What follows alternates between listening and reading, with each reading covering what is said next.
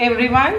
Today is the day filled with excitement and joyfulness, showcasing the talents of our students. And now I stand in front of you to deliver the annual report. First, our school was established as Hafiza School under the management of N.A. Ibrahim Trust, and now it is renamed as EAS Academy Metric School from 2020 under the management of EAS Trust. அதாவது நமது பள்ளி முதலில் ஹாஃபிஸா அப்படின்ற பெயரில் ஆரம்பித்து இப்போது EAS academy அப்படின்றத establish பண்ணியிருக்காங்க. Each year we grow with additional classes with a set of students.